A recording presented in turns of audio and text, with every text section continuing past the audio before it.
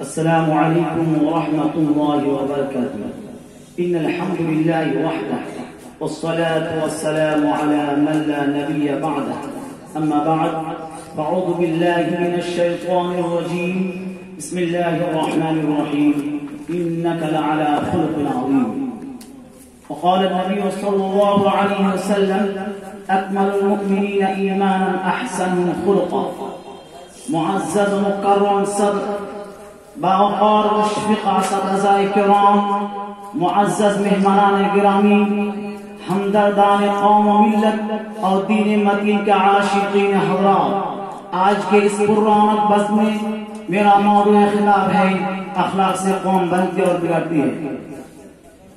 اخلاق کسی بھی قوم کی زندگی کے لیے ریڑھ کی ہڈی کی حیثیت رکھتا ہے، خواہ وہ کسی بھی مذہب سے تعلق رکھتی ہو۔ اخلاق دنیا کے تمام مذاہب کا مشترک بات ہے جس پر کسی کا اختلاف نہیں۔ انسان کو جانوروں سے ممتاز کرنے والی اصل شے اخلاق ہے۔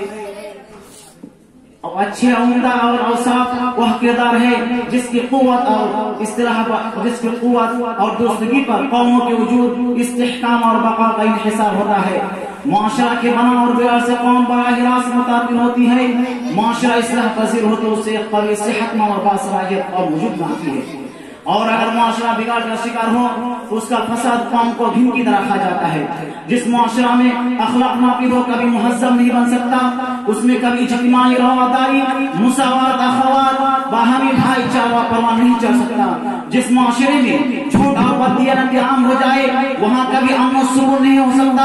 جس ماحول یا معاشرہ میں اخلاقیت کوئی قیمت نہ رکھتی ہو اور جہاں اخلاقیت اور کوئی قیمت نہیں رکھتی ہو، اور جہاں شرم و حیا کی بجائے اخلاقی باختری اور حیا سوزی کو منتہائی مقصود سمجھا جاتا ہو، اس قوم اور معاشرہ کا صفحہ ہستی سے مٹ جانا یقینی ہوتا ہے، خواہ مسلم ہے غیر مسلم۔ دنیا میں عروج و ترقی حاصل کرنے والا قوم ہمیشہ اچھے اخلاق کے مالک ہوتی ہے، جبکہ برے اخلاق حامل قوم زوال پذیر ہو جاتی ہے۔ یہ منظر آپ اس وقت دنیا میں اپنے شرق و غرب میں نظر دوڑا کر دیکھ سکتے ہیں کہ عروج و ترقی کہاں اور ذلت و رسوائی کہاں ہے۔ اسلام میں ایمان اور اخلاق دو الگ الگ چیزیں نہیں ہیں۔ ایک مسلمان کی پہچان اخلاق ہے، اگر اخلاق نہیں تو مسلمان نہیں، یا نہیں ہو سکتا کہ ایک مسلمان ایمان کا تو دعویٰ کرے مگر اخلاقیت سے عاری ہو۔ ہمارے پیارے نبی صلی اللہ علیہ وسلم کائنات میں اخلاقیت کا سب سے اعلیٰ نمونہ ہے، جس پر اللہ جل شانہ کی کتاب لا ریب مہر تصدیق طلب کر رہی ہے۔ انک لعلی خلق عظیم، بے شک تم بڑے عظیم اخلاق کے مالک ہو، اور ایسا کیوں نہ ہو، آپ مکارم اخلاق کے اعلیٰ معارج کی تعلیم اور تربیت اور درستگی کے لیے مبعوث فرمائے گئے، جیسا کہ آپ خود مالک خلق عظیم فرماتے ہیں، میں اعلیٰ اخلاقی شرافتوں کے لیے مبعوث کیا گیا، میں اعلیٰ اخلاقی شرافتوں کے لیے بھیجا گیا ہوں۔ ہمارے آقا و مولا کی پوری زندگی پیکر اخلاق تھی، کیونکہ آپ نے قرآن اخلاقی تعلیمات سے اپنے آپ کو مزین کر لیا تھا، اور آپ کا اخلاق قرآن کے احکام و ارشادات کا آئینہ تھا۔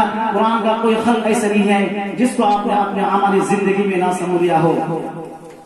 اللہ رب